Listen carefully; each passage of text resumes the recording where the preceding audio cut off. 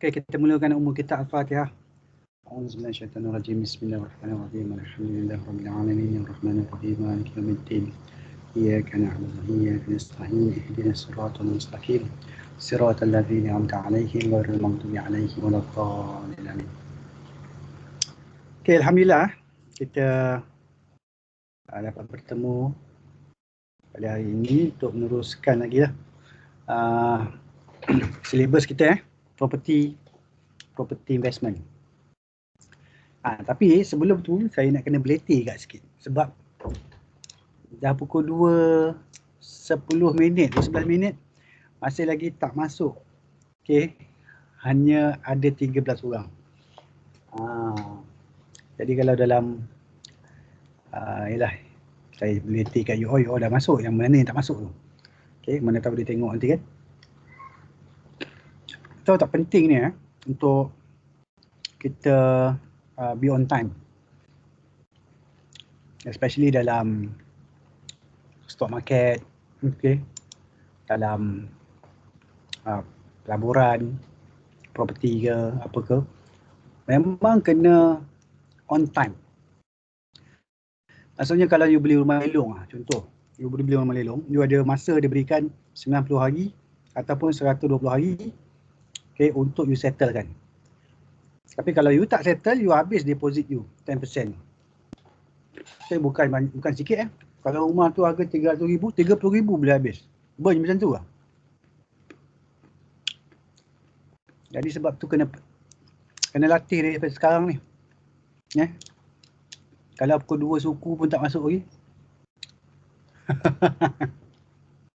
Saya pernah dalam satu pengalaman saya patutnya nak beli rumah lelong, tapi saya datang lewat sebab saya daripada Seremban, daripada Nilai ke Kuala Lumpur. Jadi saya lewat sikit. Jadi saya tak dapat masuk. Okay, tak dapat masuk dalam lelong tersebut. Okay, jadi rugi lah. Kita tak dapat masuk. At least peluang tu, kalau you dapat masuk, peluang tu ada. Tapi kalau you tak dapat masuk, langsung macam mana nak ada peluang kan? Okay, hari ni saya nak minta you all buka kamera.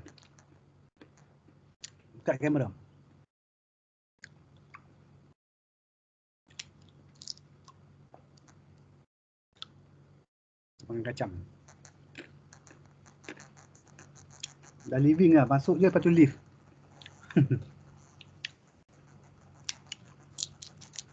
Buka kamera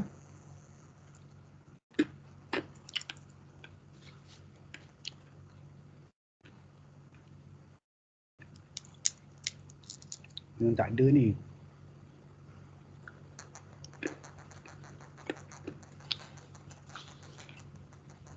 Okay, buka kamera.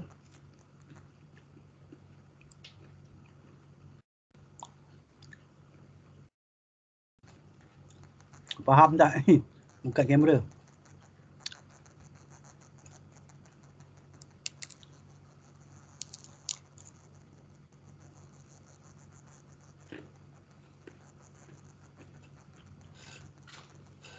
Barulah nampak.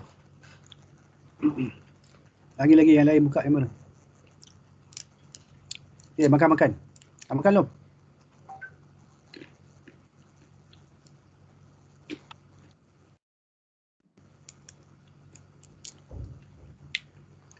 Puasa ke ini? Tak ada puasa Doktor. Okay, boleh makan. Macam-macam sembang-sembang. Okay. Mana yang lain ni? Takkan seorang je buka kamera. Mak Hafizam ni. Sini barulah nampak sikit. Kalau tidak tu saya rasa macam tak ada semangat. Okay. Tak buka kamera tu. Tak ada semangat rasanya. Cakap seorang-seorang. Baru nampak orang. Barulah nampak nak cerita. Nak sembang pasal duit. Tapi orang tak ada. Kan? Nak cerita pasal duit berjuta-juta atau ratus ribu. Okay. Tapi orang tak nampak. Ni baru nampak kan. Nanti bila tahu you dah jadi jutawan. Ini saya kenal. Banyaknya. saya pernah ajar dulu ni. Kan jutawan.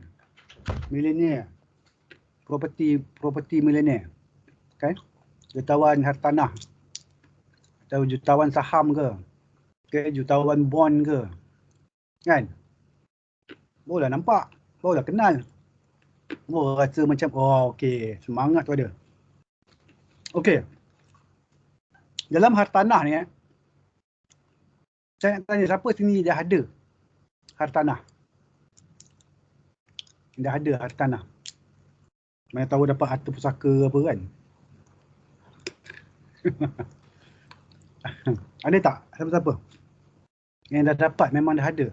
Dapat harta pusaka. Tanah 20 ekar. Ada tak?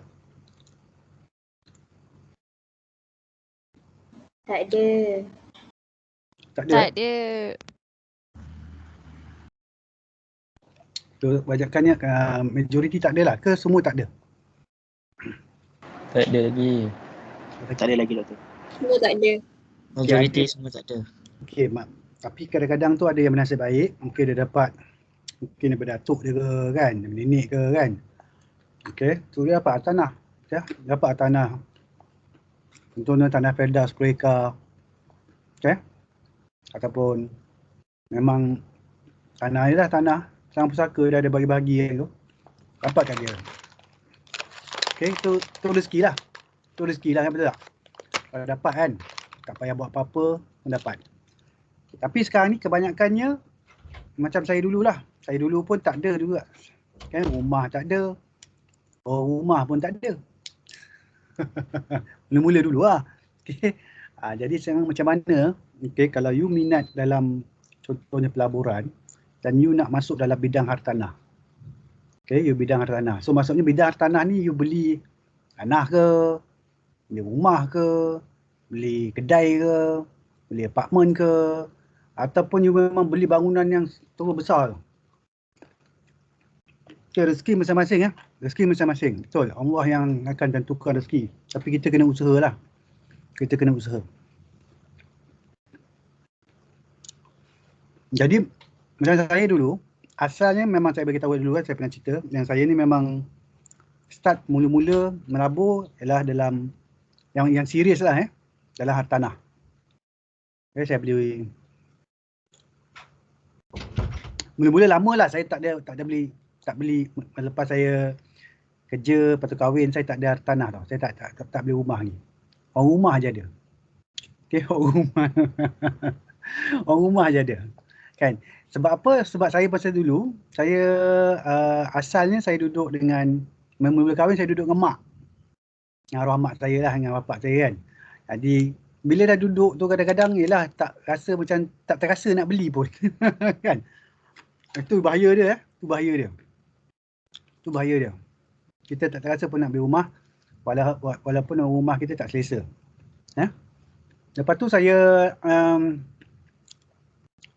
sebab apa masa tu saya kerja kat KL. Saya kerja kat KL. Jadi rumah kat KL tahulah mahal. Betul tak? Okay, nak beli rumah kat KL tu memang agak mahal lah. Lepas tu saya, sebab tu saya duduk dengan parents saya lah masa tu. Di Seremban. Di Seremban. Ini masa saya cerita lah, macam mana ceritanya boleh jadi masuk kepada pelaburan hartanah.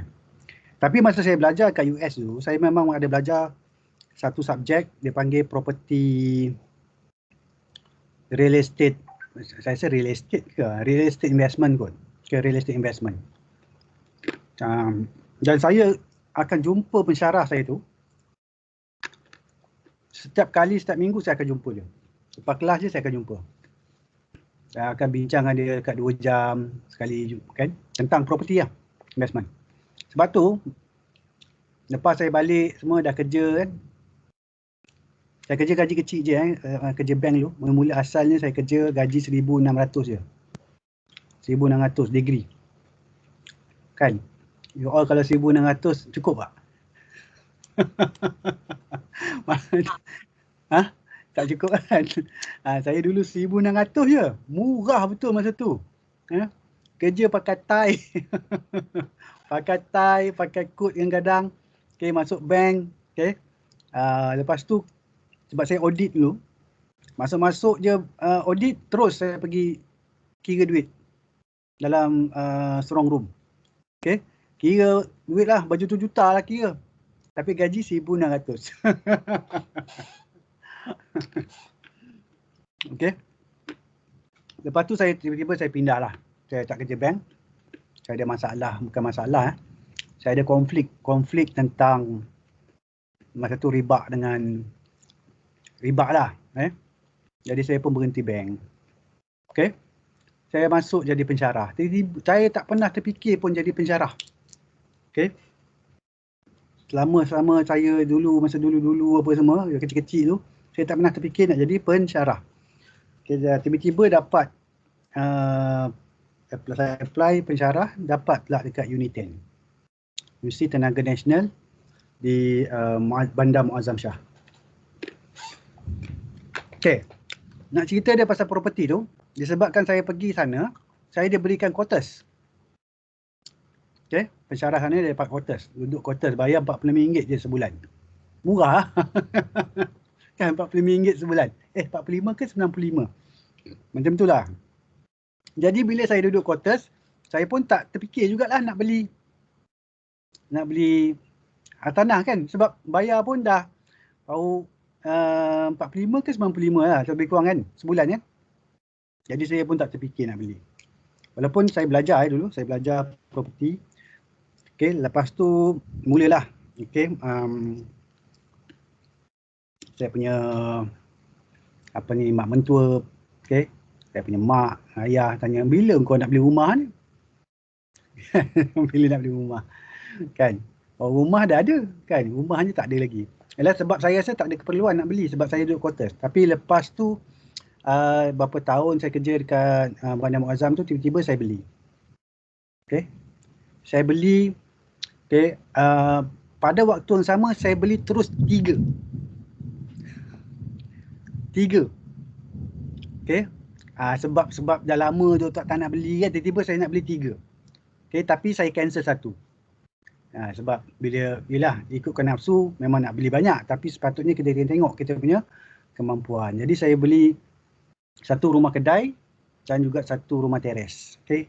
1 dekat Seremban, 1 lagi dekat Johor. Masa tu saya belum berjinak lagi lah dalam pasaran hartanah. Jadi saya tak ambil kira lah 25 km radius tu apa semua. Saya duduk kat Muazzam Shah. Okay. Tapi saya beli kat Johor. Saya beli kat Seremban. Okay. Jadi kat situ maksudnya pembelian pertama tu kadang-kadang tak ada dah berapa, sebab ilmu tak cukup. Okay, ilmu tak cukup. Okay, ilmu tak cukup. Tapi masih ada lagi lah, hartanah tersebut masih ada. 1 rumah kedai di Seremban dan juga 1 rumah teres di depan di kampung lah, bandar apa nama,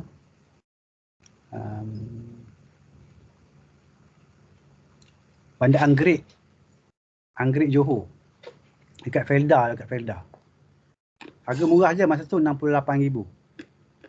Okay, RM68,000 untuk rumah teres. Tapi sekarang ni harganya dah jadi RM150,000. Ya, dia dah naik lah harga dia. Sebab dah lama kan, sebab saya beli tahun 2000 kot, sekarang ni dah 21 tahun. So dia dah naik double. Okay. Jadi saya nak cerita ni sebab nak bagi motivasi kat you all lah. Jadi lepas tu saya dah ada 2. Okay, lepas tu saya pindah ke USIM. Okay. Masa saya pindah ke USIM ni barulah saya betul-betul cari ilmu. Okay, masa tu 2006.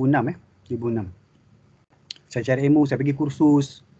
Okay, tapi bukan kursus hartanah, kursus hanya money mastery, iaitu kita punya mind setting. Okay, saya bayar RM5,000 lebih untuk kursus 3 hari 2 malam. Okay, RM5,000 lebih. Okay, untuk mind setting je tu. Maksudnya kita ada mind setting untuk kita push diri kita lah. Okay, untuk cari panggil MSI. Okay, multiple source of income. Ini multiple source of income. Maksudnya kita tak bergantung hanya kepada satu income kita, iaitu kita kerja. Tapi kita akan ada banyak source of income. Okay, multiple lah. Source of income contohnya property, contohnya yang lain-lain lah. Okay. Jadi bila start masuk USIM tu saya start beli lah. Saya beli rumah lelong. Okay. Rumah lelong je saya beli dalam 5. Kali 5 saya beli. Okay. Lepas tu rumah baru. Rumah baru tu maksudnya dia first time lah, tak ada orang, tak ada owner. Kalau subsale maksudnya orang dah ada duduk, lepas tu kita beli dengan dia. Tu subsale. Kalau baru, okay, newly developed lah. Okay, new development. Okay.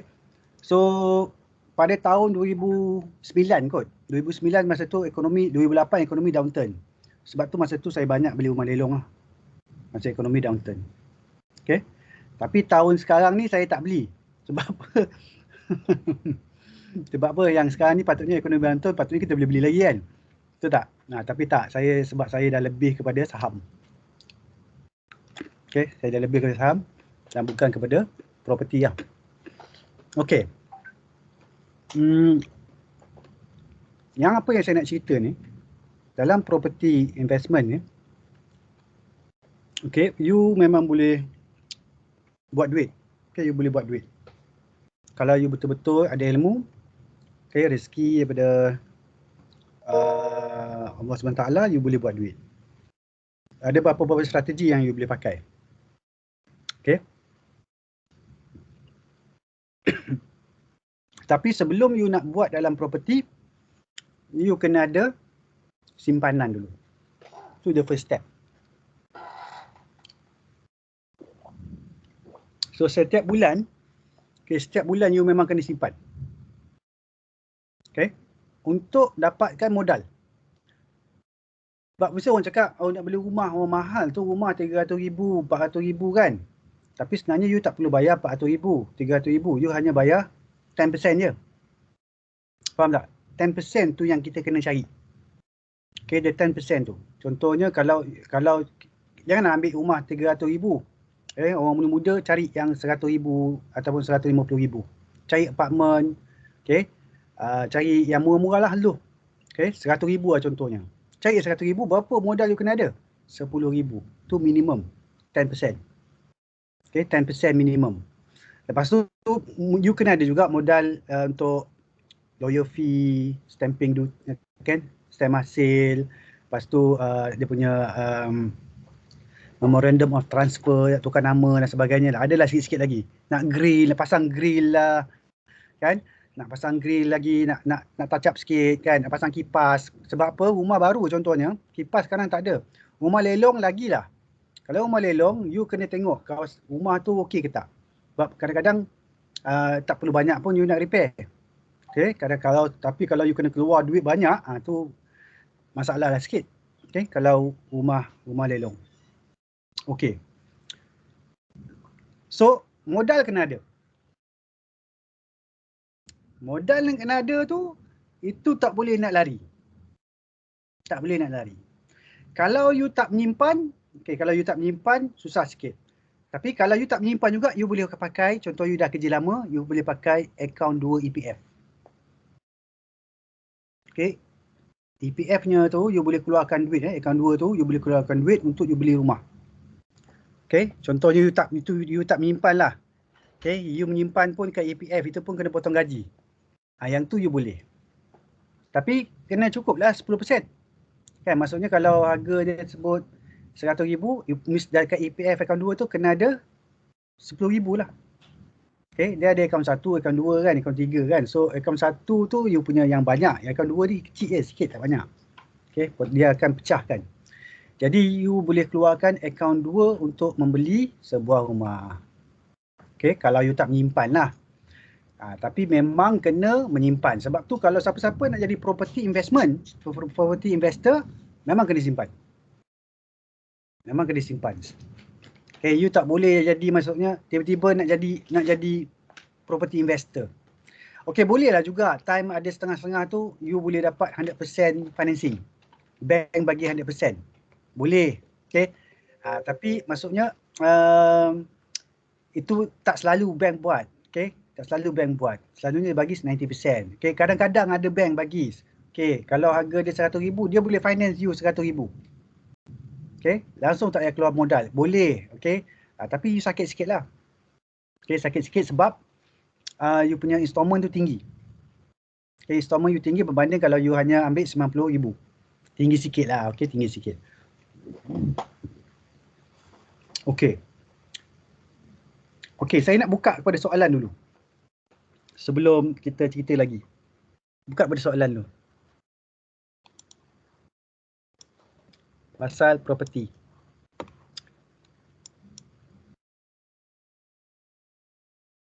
Doktor, kalau rumah lelong tu macam mana? Okey, rumah lelong tu nanti saya akan cerita. Maksudnya rumah lelong tu orang tak boleh bayar. Okey. Orang tak boleh bayar dan dia tak boleh bayar dia punya installment. Okey. Dia tak boleh bayar installment dia, jadi bank lelong. Okey, bank lelong. So you tolong dia. Okay, kita cakap kita tolong lah maksudnya. You tolong dia dengan membeli rumah tersebut. Okay. Dan selalunya rumah lelong ni dia lebih murah, okay, daripada harga pasaran. Okay, lebih murah daripada harga pasaran. Sebab tu kalau kita dalam property investment ni, dia sama juga macam stock market. You buy undervalued asset. Undervalued. Okay, undervalued asset. Maksudnya harga pasaran 100,000, you dapat beli 50,000. Undervalued lah tu. Kan? Okay. Sebab apa? You beli je, lepas tu kalau you jual, terus you untung dah 50,000. Faham tak kalau so undervalue tu? Okay. Harga di pasar 100. Diorang jual 50,000. Murah lah tu, discount. Kan? Discount. Kena cari yang undervalue. Jangan harga pasar 100, you beli 150. Boleh jadi juga ni terutama bila you pergi ke lelong. You dah terbawa-bawa emosi. Okay, you tak boleh kalah. Kalau orang yang jenis tak boleh kalah tu, kan, orang tu bid dah sampai dah 100,000 ni, bid lagi 101, 102, 103, 104 sampai 150. Sebab you rasa you tak boleh kalah. Itu baik tak payah. Okay, baik tak payah. Okay, you tak boleh jaga emosi you. You tahu tak macam mana keadaan lelong? Rumah apa ni? Lelong punya keadaan. Okay, saya tunjuk. Tahu? Tak. Tak tahu. Okay. Okay, saya tunjukkan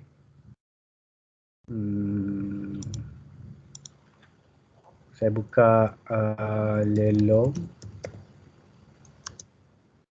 Okay. Tengok video.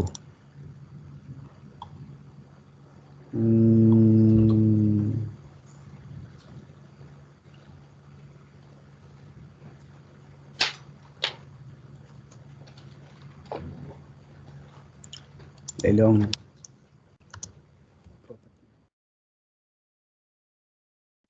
Ni online. Sekarang ni online pun ada online.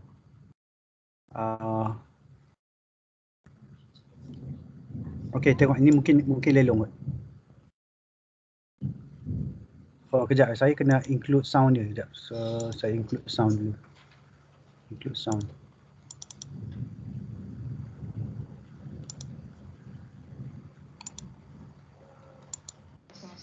Residensi Sepinang Montiara 19 Jalan Tiara 3 Montiara 50480. Nampak ke? Harga resort adalah sebanyak 736,000 sahaja. Nampak. Kita ada lebih daripada seorang penjual, jadi saya akan mulakan dengan auction price yang baru, iaitu 750,000. Asalnya 736 tapi dia naik 753. Here's the new auction price. Each bid limit Malaysia 5,000. Sekali satu bid 5,000. Choose started. You can bid now 750,000, 755,000, 760,000, 765, 780, 785, 790, First calling. 795, 800,000, First calling. 805, 810, 815, 820, 825, First calling. 830, First calling. 835, 840, 845, First calling. 850,000, First calling. 855, 860, First calling. 865, First calling. 870, First 875, calling. Second calling. 880,000, First calling. 885, First calling. 890, First calling. 895, 900,000, First calling.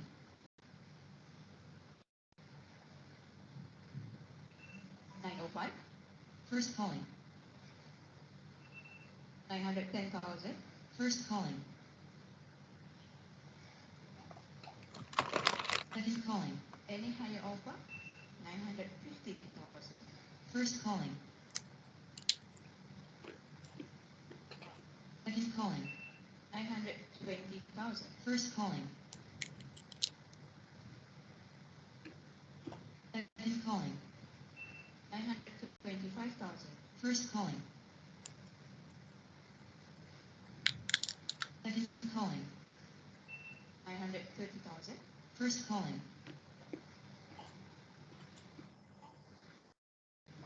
Second calling. 935,000, First calling. Second calling. any higher offer, Final call. fair warning, 940,000, First calling. Second calling. any higher offer, 945,000, Second calling. Final call. fair warning, last chance, 950,000, First calling.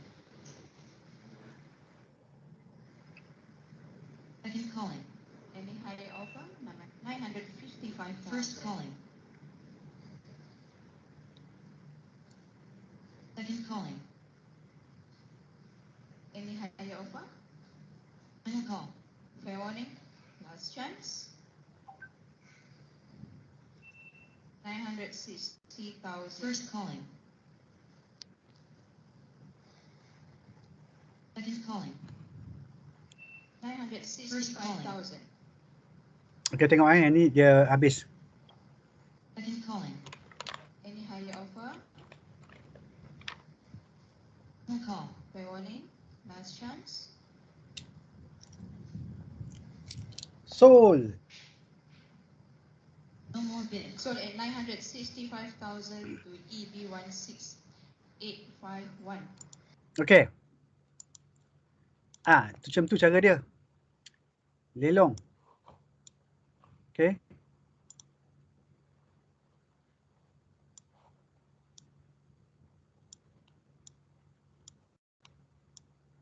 Okay. Nampak tak macam mana dia buat lelong dia? Tapi harga dia mahal lah tadi. Harga dia dia habis dekat 965,000. Tapi market value dia 1.25 juta.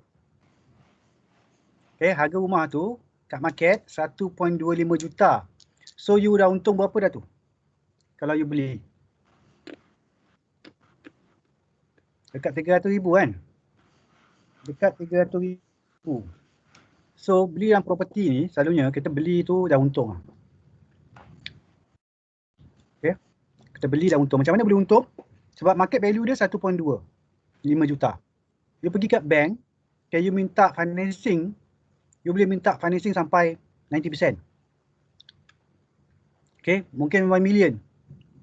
So you dah dapat dah duit. Dapat you walaupun you bayar ni, you dapat duit lagi daripada bank. Okay. Contoh. Okay, contohnya. So maksudnya dalam property ni, okay, sebab tu saya cakap, kalau contohnya you tak boleh jaga emosi, harga dia 1.25 tapi you bid sebab you tak nak kalah dengan orang sebelah you bid sampai 3 juta. Baik you beli kat luar je. Kat luar orang jual 1.25, you bid sampai 3 juta. Nak buat apa kan? Sebab emosi tak boleh jaga. Sebab tak boleh kalah.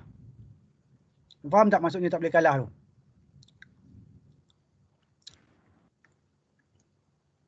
Faham tak? Maksudnya dia Faham. you tak boleh kalah dengan orang sebelah you. Dia tengah bidding kan. You cakap, oh ini musuh lama aku ni. Kan? So you kalah dengan emosi you lah. Sebab dalam property ke, dalam saham ke apa, you memang kena jaga emosi. Emosi tu yang penting. Penting nak kena jaga.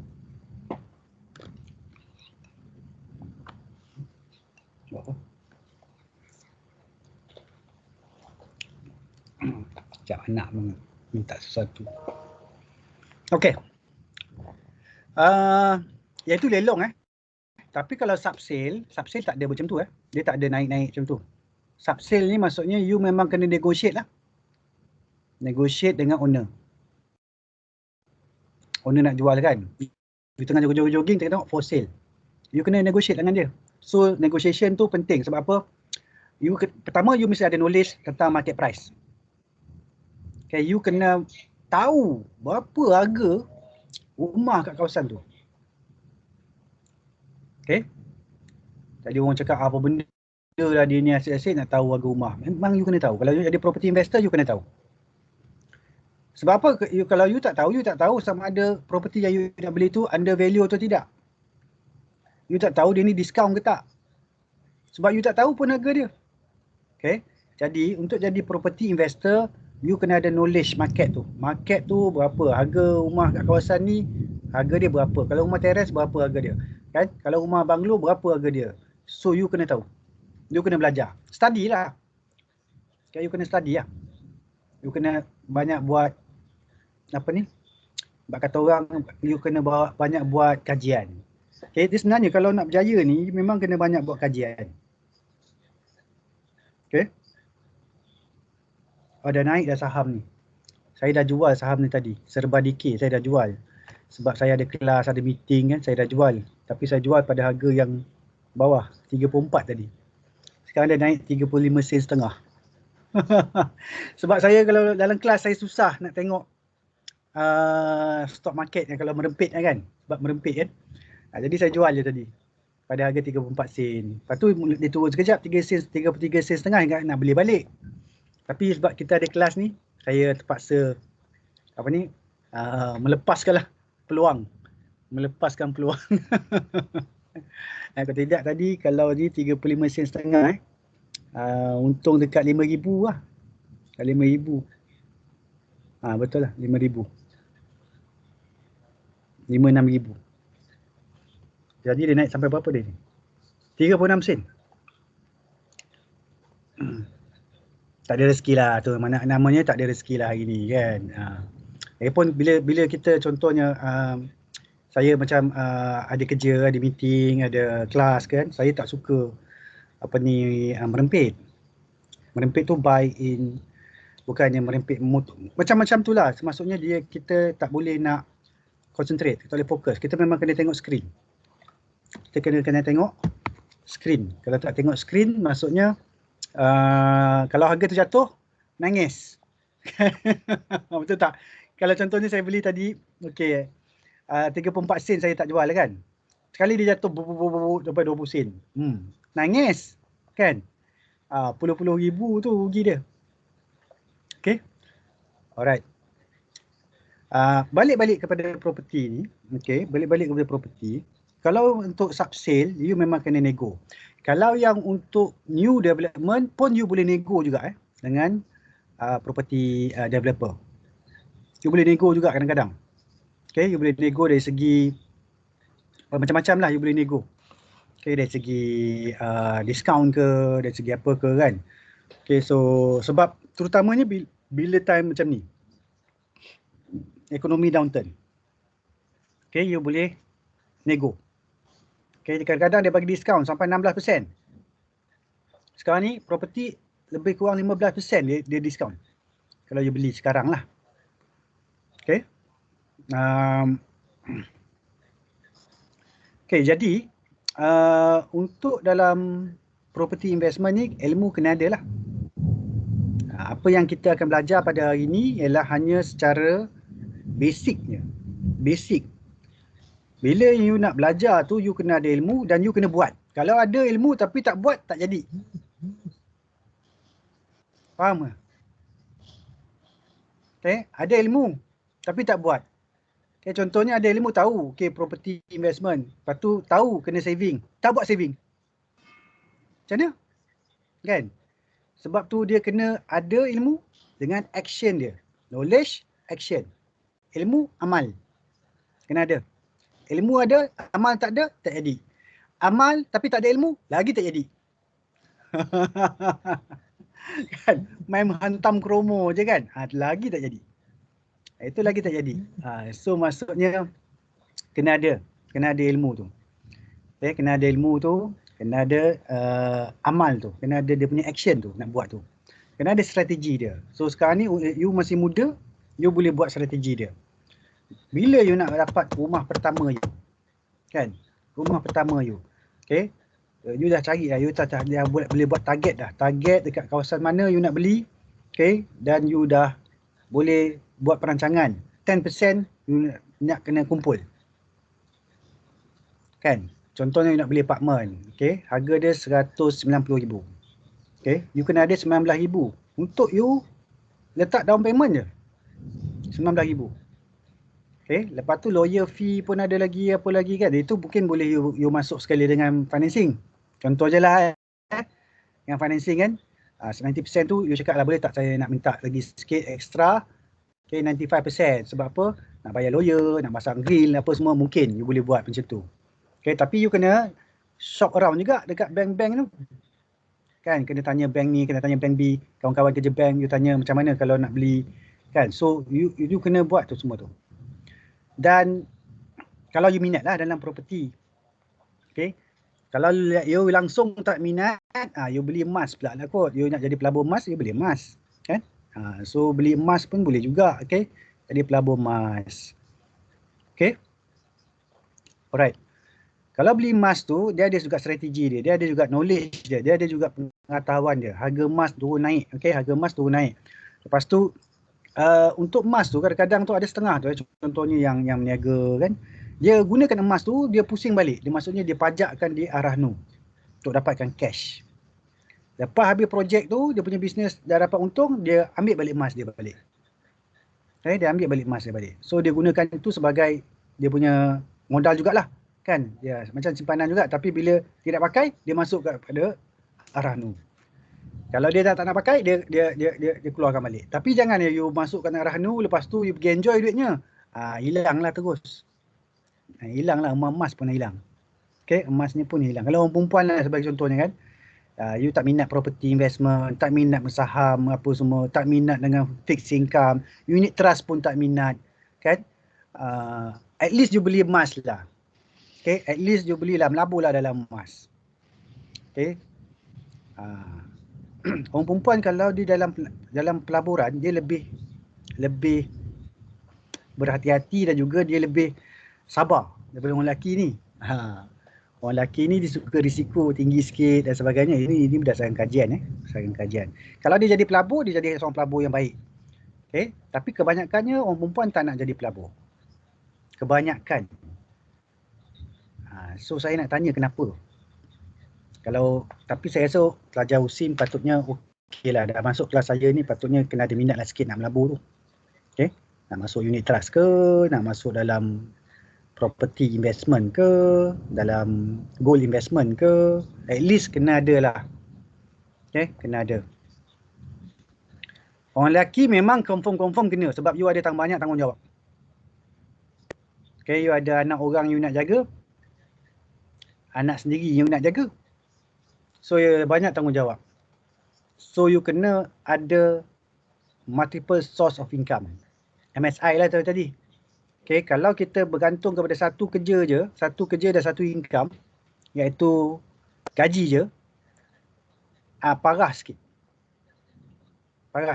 Kita kena ada multiple source of income. MSI kena ada.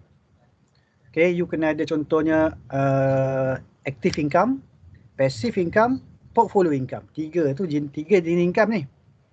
Okay, So ada 3, kita ambil 3-3. Okay. Kita ada lah 3-3. Walaupun kecil. Tahu tak? Sekarang ni kalau you hanya bergantung pada gaji je, bolehlah survive, tapi susahlah sikit. Susahlah sikit. Tapi kalau you ada active income, passive income ke portfolio income, duit daripada portfolio ataupun daripada passive income tu you boleh beli untuk you punya kehendak-kehendak lah. Okay. You nak pakai Porsche, contoh, pakai daripada duit passive ataupun portfolio income. Bukan daripada gaji kita. Okay. Gaji kita tu memang kita nak bagai untuk keperluan kita. Melainkan lah kalau duit you dah gaji you dah terlampau banyak, 1 juta sebulan. Nah, tu okey lah kot nak beli Porsche kan. 1 juta sebulan gaji. Tapi selalunya gaji kita pun berapa sangat kan. So you kena dapatkan portfolio ataupun passive income tu untuk menampung you punya kehendak ataupun keinginan tu. Okay. So dalam property investment ni, lelong boleh masuk, subsale boleh masuk, new development boleh masuk. Okay. Mantra dia location, location, location. Lokasi, lokasi, lokasi. Itu yang paling, itu dia mantra dia. Okay.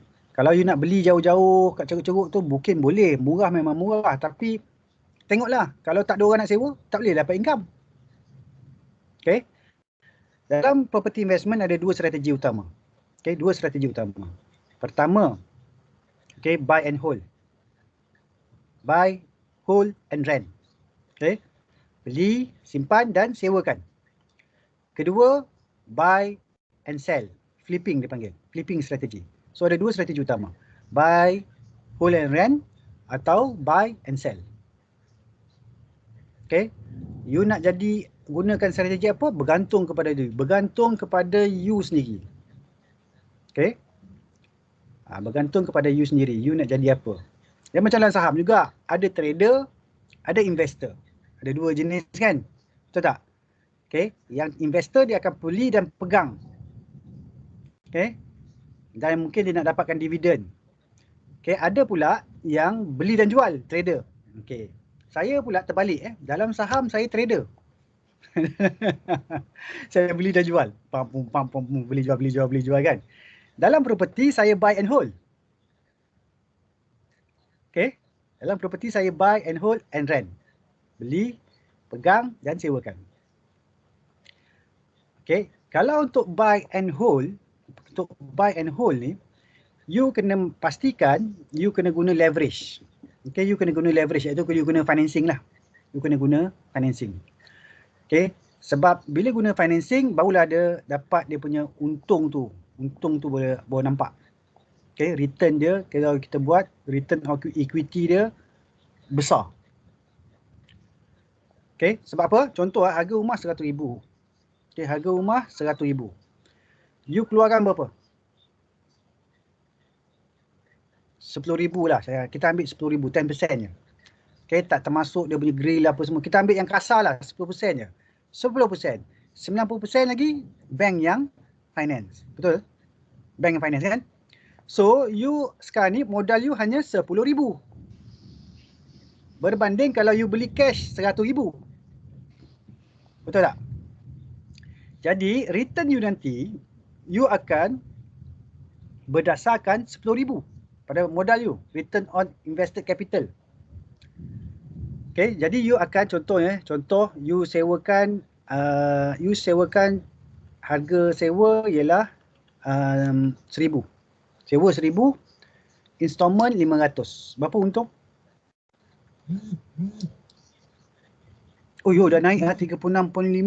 Ya Allah, ruginya saya. 37.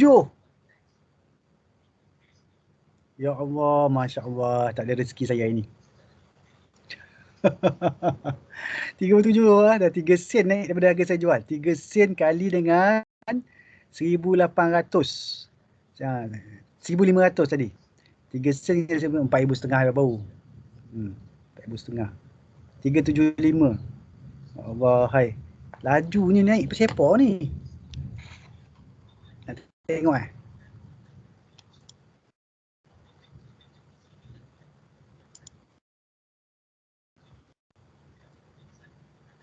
Kejap.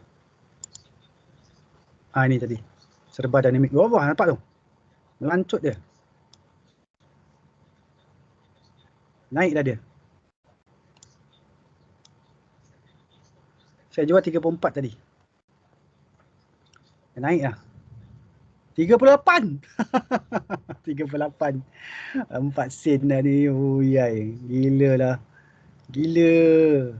Ini lah contohnya dia buat duit. Sebab apa? Dia dah pecah, nampak? Dia dah break. Kita dah buat garisan tu, dia break. Nampak ada garisan downtrend tu, dia break. Kan? Semalam, 2 hari lepas EPF jual apa semua. Ini kerja yang serba decay tu. Serba dinamik yang ada case dengan KPMG tu. Okay, 38.5 sekarang. Saya rasa naik 40 sen ni. Sebab kita target 40 sen, you tengok ni. Saya target 40 sen. Ni saya target dia naik ke, bukan 40 sen ni. Berapa sen ni? 53 sen saya target. Okay, tapi saya merempit. Nampak ni. Dia naik tu, laju tu nampak. Laju betul dia naik ni. Dia tak ada rezeki saya lah ini. Tak apa. Saya bagi talk dekat you ni lebih berharga daripada, okay, bagi ilmu kepada you ni lebih berharga daripada keuntungan tu. Okay. Sebab tu saya bagi tahu selalu, kalau you buat appointment ke ataupun apa-apa dengan orang industri, dengan orang saham, dengan orang yang ni, you kena betul-betul tepati masa dia. Sebab bagi dia, masa dia tu sangat-sangatlah berharga. Faham tak? Boleh faham ke? Satu minit orang tu punya.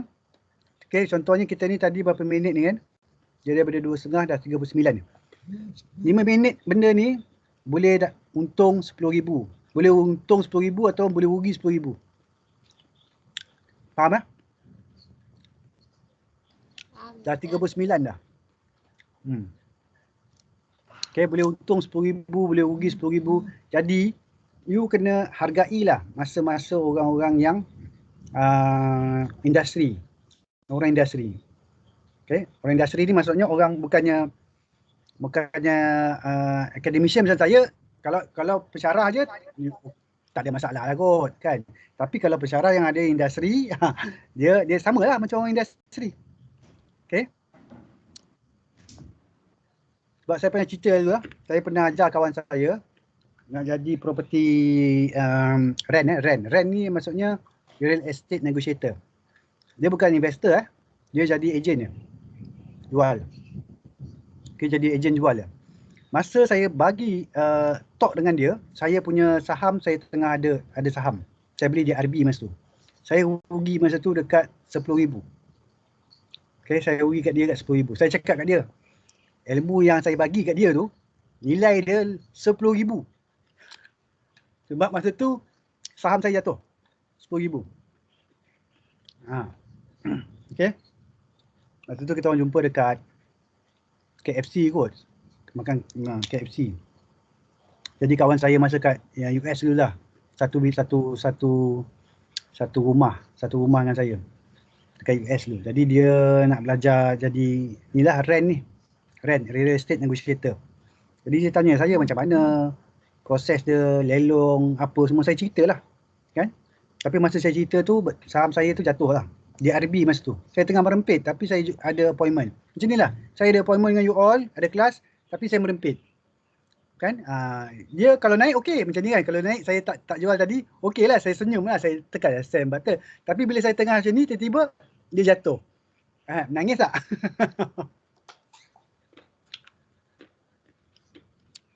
Nah, dia dah jatuh balik lah. Tadi 39 kan, dah jatuh 37.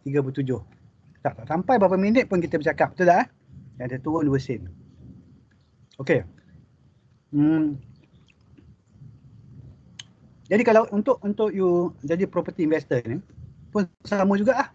Macam lelong tadi kan. You kena kira lah berapa yang you boleh masuk, berapa you installment you yang you boleh bayar. Okay. selalunya bila saya buat kan, bila saya nak beli masuk rumah lelong kan, saya akan dah buat kajian dah. Berapa saya nak beli, harga saya nak beli dan berapa saya nak kena bayar kat bank. Okay. You kena buat kajian dah.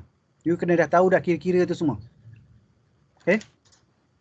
You dah kena tahu macam mana nak buat kira-kira berapa installment you kena bayar contohnya. Daripada 90% tu. Jadi apa yang you belajar dengan finance ni, memang you akan pakai selepas ni. Apa you belajar dengan saya, memang you akan pakai dalam hidup you. Okay. You akan pakai sampai inilah. Melainkan kalau you memang tak nak buat apa-apa, tak nak beli kereta, tak nak beli rumah, tak nak buat apa-apa, nak duduk dah. duduk main game je. Tak nak beli apa-apa kan. Okay. Okay, saya nak buka soalan dulu. Nak buka soalan. Sebelum saya ni.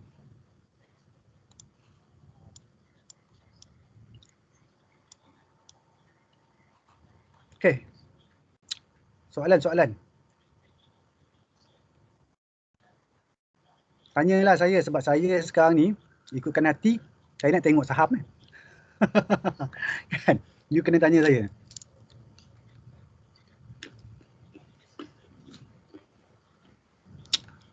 Tapi kerana apa ni?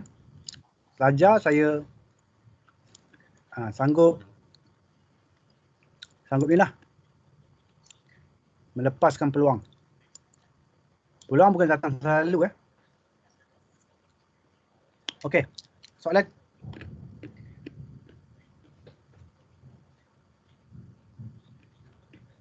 Tentang property Jangan tanya saham.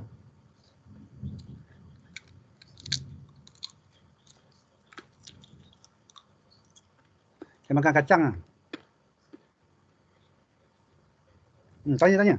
Doktor. Siapa tu? Cuba buka kamera, tak nampak. Saya tak boleh buka kamera. Kamera rosak. Doktor nak tanya. Silakan. Kalau bahagian property ni, doktor selalu refer web mana?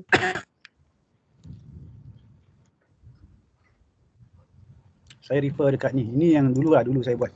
Eng Chan Mau.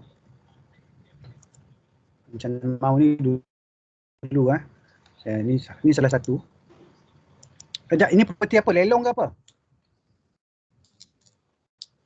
Pertanyaan tu tak lelong ke rumah apa? Yang lagi satu tu yang bukan rumah baru, yang bukan lelong. Subsale. Subsale ada banyak you boleh buka. Okey, ni lelong Kalau you untuk subsale, you boleh buka dekat ada yang buka dekat Mudah apa semua, tapi saya tak buka Mudah Saya ada apps dia. Sekejap. Mana saya punya Zat? Oh ya. Ni rugi banyak rugi ini hari, tak ada untung lah. Okay, kalau untuk property investment, Property Guru dengan Mitula Homes. Dua apps yang saya pakai. Property Guru.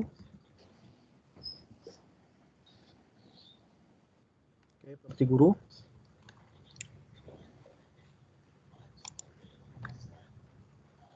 Saya inilah. Saya nak buy, saya type nilai You kena type di kawasan lokasi you lah. So you akan dapat rumah-rumah yang nak jual.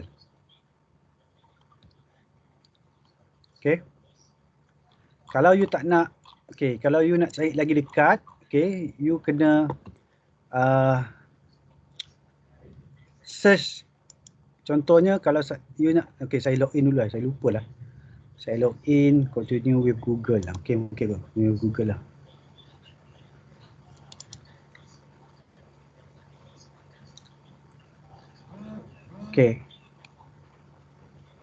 Saya nak search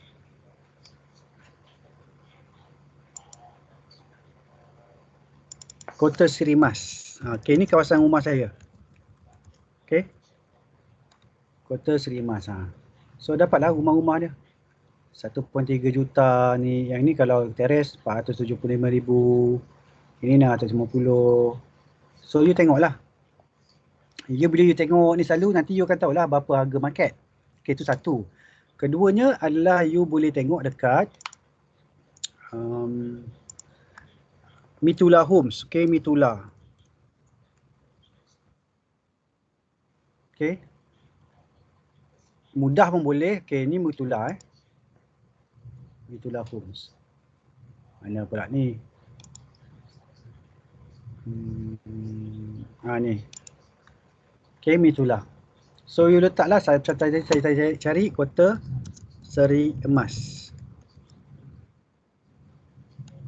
Okay. Ni. Ni kat rumah saya ni. Okay, Marrakesh Twin Villa, 737,000.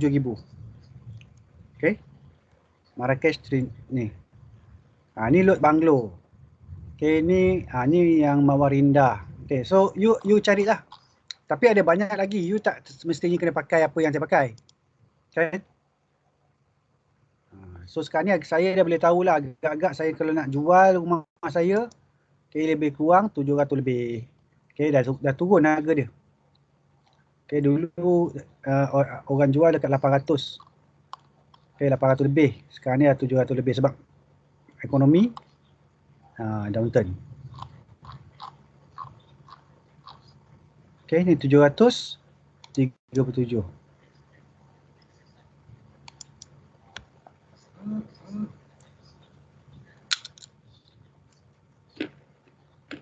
Ni mana corner lot ni?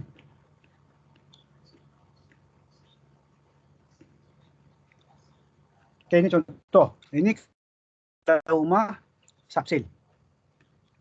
Rumah subsale lah. Kalau rumah lelong, okay, kalau rumah lelong, saya pergi ke Enchan Mau tadi. Di mana nak hilang ni?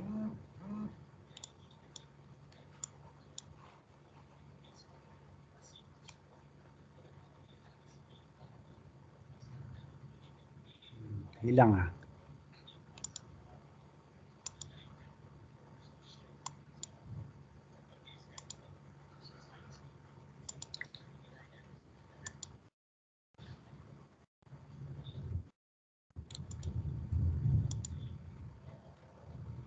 Yang ni. Okay, ini rumah lelong. Okay, saya nak letak lelong dekat nilai. Saya search lah. Okay, ini rumah lelong lah. Desa Jati. 110,000. Okay, Desa Jati. Tahu kan Desa Jati? Desa Jati nilai tu. Yang dekat Muslim tu. Tahu. 110,000. Rumah sewa kat situ. Rumah sewa situ. Nanti nak sewa rumah saya ada lagi. Ada 2 kosong. You sewa berapa harga?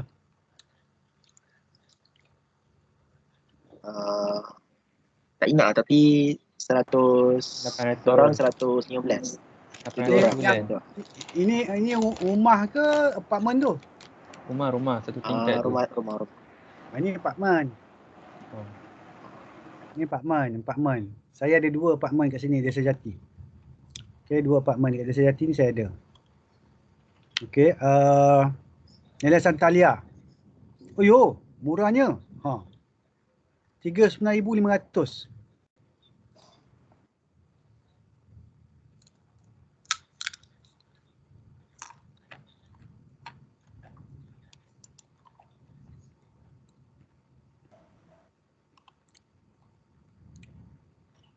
Ni murah sangat lah ni. Okay. Block B. First floor. Tapi masalahnya bila kadang-kadang beli kat sini dia tak.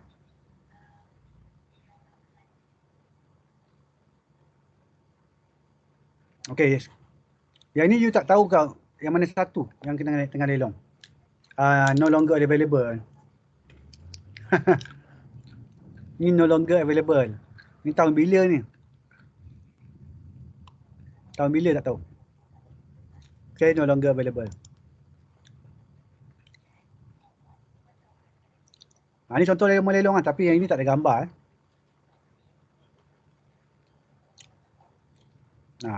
Ni kat nilai. Okay, you carilah kawasan you. Ni Beverly Hill. 255,000. Okay, you mau lelong ni, you kena pergi tengok. Okay, jangan main beli je. Okay, you tak tengok, you kena pergi tengok. Tengok, okay, you tak boleh masuk You boleh tengok daripada celah-celah tingkap je. Kan? So kadang-kadang tu you boleh masuk ke dalam kawasan tu kan. Dia punya gate tu boleh masuk. Tapi you tengoklah celah-celah kat tingkap tu. Apa nak kena repair? Kan? You kena take note.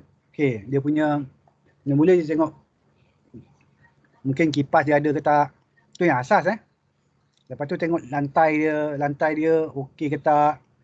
Nak kena tiling ke. Okay. You tengok daripada semuanya daripada tingkap lah. Melainkan kalau you dapat masuk rumah tu memang dah pintu dah tak ada kan. Pintu dah tak ada, so pintu tu you kena beli nanti. Okay, pintu dah tak ada lah, so you masuk tengok apa benda you nak kena repair. Tu rumah lelong. Okay. Jangan you punya repair tu terlampau banyak pula. Sampai dia harga dia lebih baik beli rumah baru. Faham tak? Okay. Kalau harga rumah contohnya kat kawasan tu 200,000. Dia buka lelong 100,000. Okay. Dia buka lelong 100,000. Jadi you janganlah kos untuk repair tu jadi sampai lebih daripada 200,000. Okay. Kos repair tau, bukan kos renovation repair. Okay, repair. Nak jadi rumah tu sama balik macam dulu. Sampai jadi harga lebih mahal daripada harga market. So you kena perhatikan juga. Okay, ada soalan lain?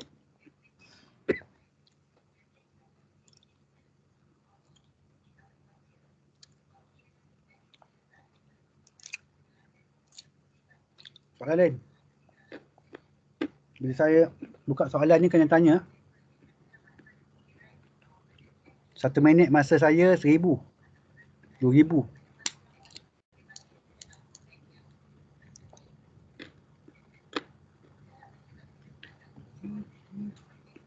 Doktor, kalau rumah lelong ni boleh dapat financing ke? Boleh. Boleh dapat financing. Tapi sebelum you pergi, you kena check dulu sebab you kena tengok proclamation of sale dia. Okay, proclamation of sale tu dia ada detail dia.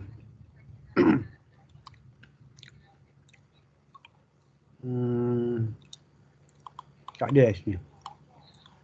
Saya buka besar sikit.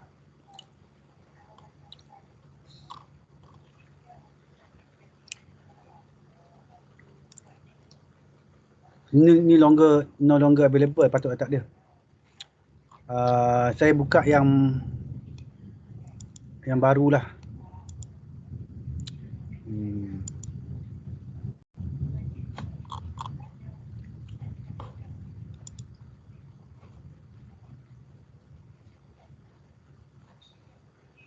Kita tengok Maybank auction.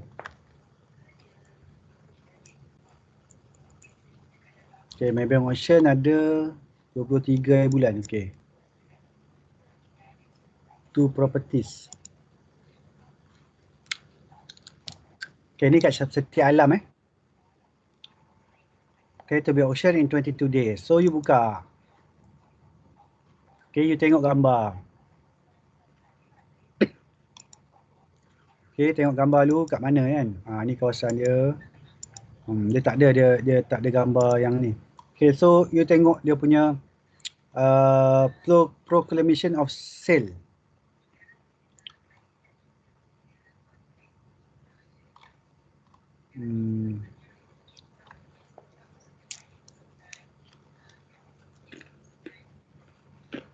Dia ada bagi tahu harga lelong starting reserve price 470.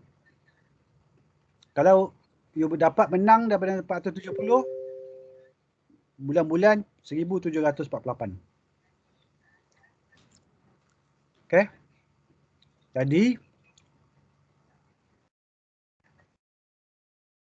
sewa, you nak sewakan, you kena lebih daripada 1700. Sebab apa? You kena bayar deposit 10%. Ni 10%. Okay. Atas nama Maybank. So you kena buat bank draft. You pergi bank, you minta bank draft sebanyak 47,000. Okay, bank draft bernilai 47,000. Kalau you dapat, dia akan ambil lah bank draft tu. Kalau you tak dapat, dia akan pulang balik. Okay, dia akan pulang balik duit tu, bank draft tersebut. So you pergi balik kat bank, tunaikan balik, masuk dalam bank you balik. 47,000.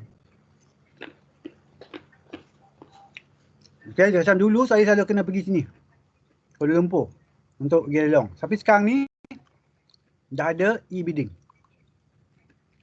Online je you bidding. Okay.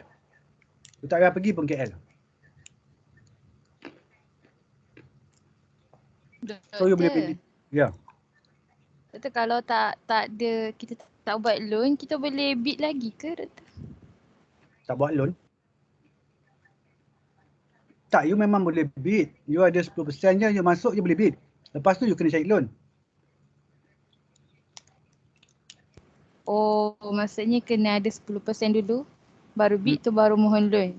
Ya. Oh, okey, Doktor. You bukannya you sebelum tu you pergi mohon loan, tak. You kena dah menang dulu. You kena ada beli property dulu. Barulah boleh dapat loan.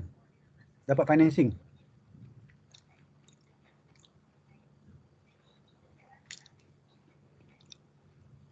Faham tak? Faham, Doktor. So, bila lelong ni, dia antara 90 hari ataupun 120 hari. You kena settlekan tu. Maksudnya bank kena settlekan secepat mungkin. Untuk bayar 90% balance tu. Okay. Dia tak ada lah. Sini pun tak ada proclamation of sale. Dulu macam ada. Mungkin saya kena log in dulu kot. Doktor, so kalau tak dapat financing, kena tolak balik rumah tu? Burn. 47,000 itu burn.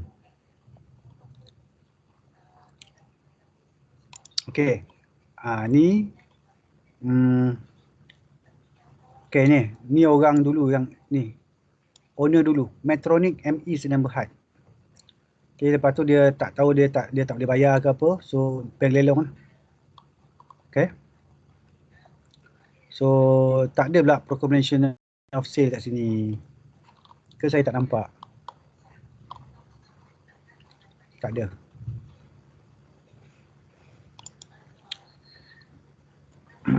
Cuba kita tengok yang lain.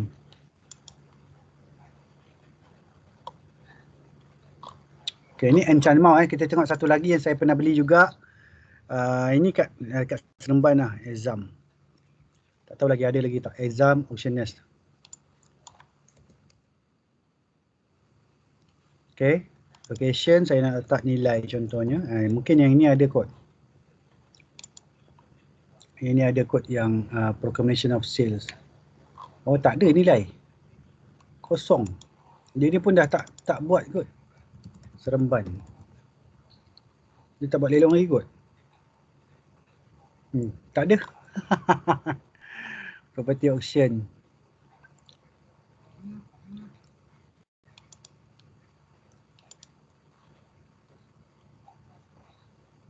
Ni ada Hon Leong. Okey, ni LPSA. Ini orang kerajaan tak boleh bayar. Kita tengok yang ni. Kuala Pilah. Kuala Pilah. Reserve price 169,000. Ini tanah Yang ni single story kat Gemas. Okey, ini LPSSA. Kalau Hon Leong, ada dua je, kat Kuantan dengan kat Kampar. Patutlah tak ada. Okay, sebelum saya buka yang Kuantan ni, tengok ada tak dia bagi Proclamation of Sales. Yang ni yang penting yang you nak kena baca. Ni. Download Proclamation of Sales. So saya download POC ni. Okay. Yang ni lah pengisytiharan jualan ni. Yang ni, dokumen ni bila you menang nanti, you akan sign dekat sini. Yang ini yang you bawa ke bank untuk pinjam, untuk dapatkan pinjaman.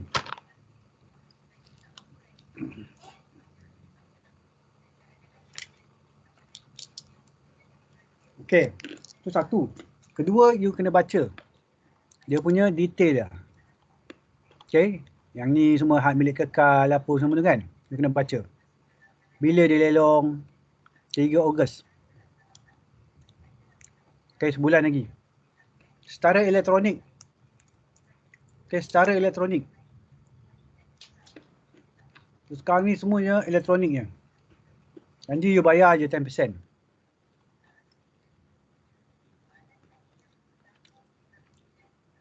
Okey, 345,000 saja. Bank draft atas nama Hon Leong. Tapi you kena pergi hantar lah. Okey, tepat ni. Tempoh 120 hari.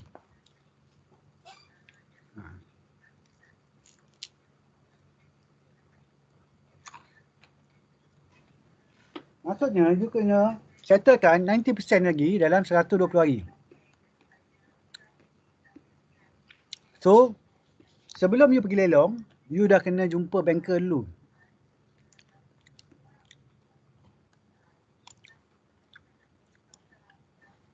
Okay, you dah kena ada deal dengan banker. Okay, kawan-kawan you kat dalam bank kan, yang bahagian kredit lah. You kena tanya kat dia, dia bagi dokumen you semua siap-siap. You tanya dia berapa agak-agak you boleh buat pinjaman. Lepas tu kalau you cakap kat dia, kalau saya nak masuk lelong, you boleh tak proses cepat. Sebab dia perlukan 120 hari je. Sebab tu you dah kena ada siap semua dokumen tu. Slip gaji semua you dah bagi kat dia dah. Okay, tinggal dia nak bila jadi je terus jalan. Faham tak apa maksud saya?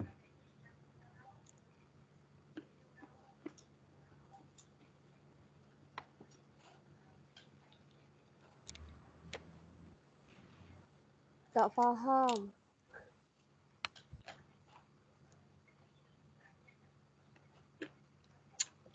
Okay, you nak masuk lelong kan?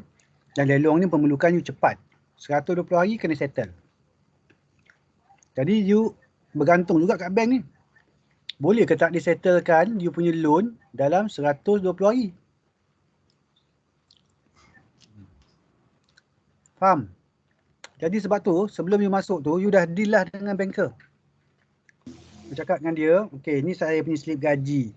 Ni saya punya pekerjaan saya. Ini semua ni kan dia dah bagi dia. Berapakah banyak yang boleh saya loan? You pun kena tahu kat dia. Nanti dia akan buat kira. Okay, you boleh installment you, dia cakap sebulan you boleh installment RM1,000. So you dah boleh cari lah untuk lelong ni yang bayar dalam RM1,000. Property yang boleh you bayar dalam RM1,000. Dan juga dia punya property tersebut kalau disewakan lebih dari RM1,000 lah. Okay. Kalau macam ni, ni harga dia mungkin tak boleh bayar RM1,000 ni. Ni installment mungkin jadi RM1,500 atau RM1,800. Okay. Jadi you tahulah property ni you tak boleh lah beli. Okay. So you dah deal lah dengan banker sebelum you pergi cari property tu. Okay. Banker akan beritahu you boleh dapat installment RM1,000. Carilah property yang you bayar RM1,000 je sebulan. Jangan you cari property yang kena bayar RM3,000. Sedangkan you boleh bayar RM1,000. Memang bank akan reject. Faham tak?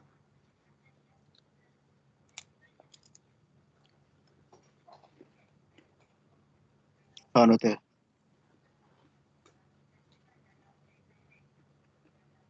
Okay. Okay, lagi apa yang penting kat sini. Ini tarikh masa dia. Lepas tu syarat-syarat ni you kena tengok. Okay, nak tahu siapa nak kena bayar cukai pintu, cukai tanah yang lama-lama. Okay, kalau apartment ada management fee, siapa yang kena bayar? Okay. Okay, contoh. Dia kena ada ni lah, cukup 18 tahun ke atas. Okay, syarikat dia ni you kena 18 tahun ke atas. Sekarang ni you boleh masuk.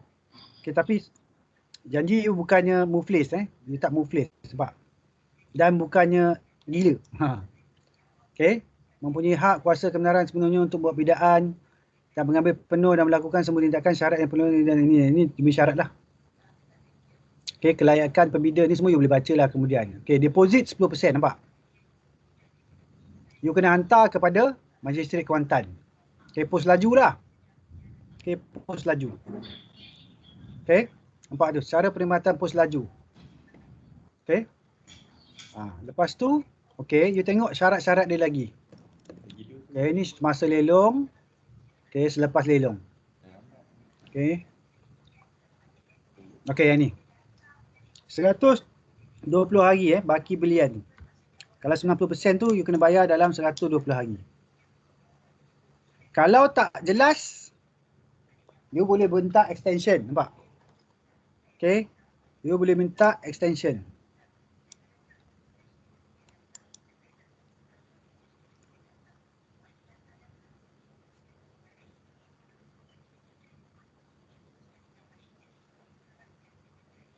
Okey, nampak? Yang ini membayar semua bayaran yang tertunggak. Yang ini. Kepada pihak berkuasa negeri atau memberi pajakan jika gadaian yang kena.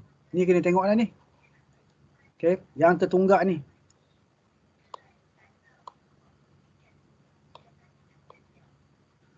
Okey, you kena bayar ni. Bayaran tertunggak ni. Cukai pintu dia, cukai tanah dia, semua kena bayar. Okey. So yang ni kena baca ni.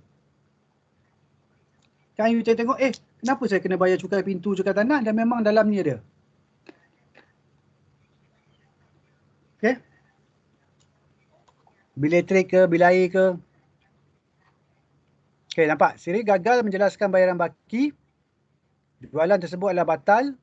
Nampak? Wang deposit 10% daripada reserve akan dirampas.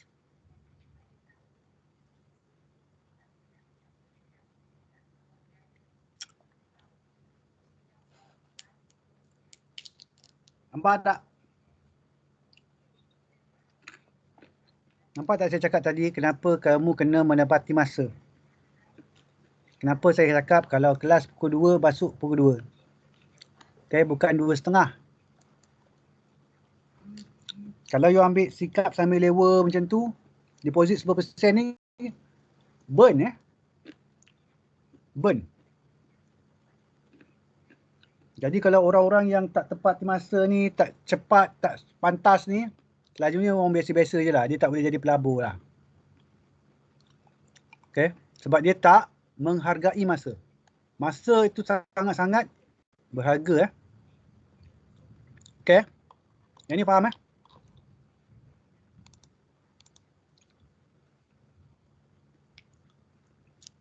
Faham betul.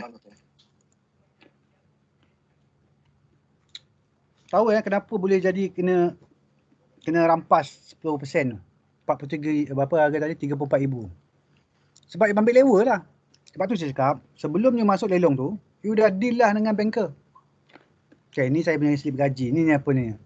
Saya menang je lelong ni, saya akan terus submit kat bank untuk proses. Tapi you ambil lewa je kan, tak apalah, hantar lagi bank. Sebulan lagi pun tak apa. Dah sebulan, lepas tu pun terlupa lagi hantar. 2 bulan, lupa lagi hantar. 120 hari tu 4 bulan. Dalam sekali, 4 bulan. Dah ada 4 bulan dah. Baru dah teringat, belum apply loan lagi. Pergilah jumpa bank. Boleh tak ni? Memang kena profit lah you punya duit tu. Sebab sikap ambil lewa lah.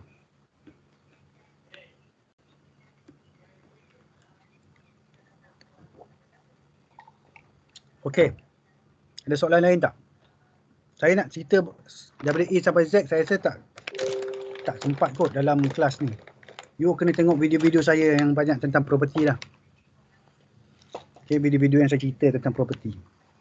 tengah lelong, tengah apa kan. Saya dah share kan kat you all kan.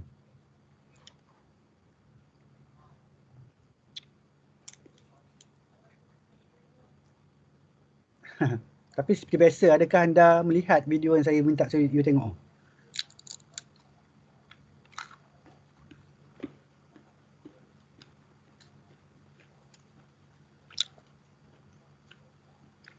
Saya memang yang you all ni, saya memang belasah je. Saya smash je. Sebab ambil sikap sambil lewa lah banyak, kebanyakannya lah. Pelajar lah. Ambil sikap sambil lewa. Sebab just nak pass peksa je.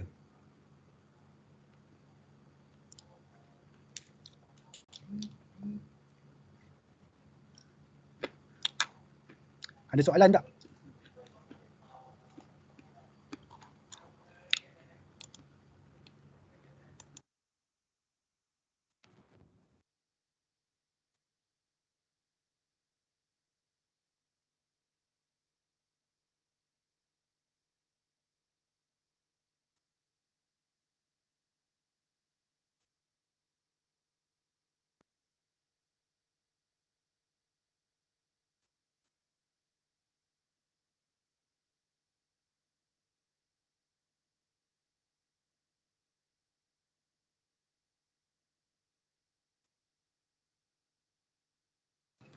Kita break lah.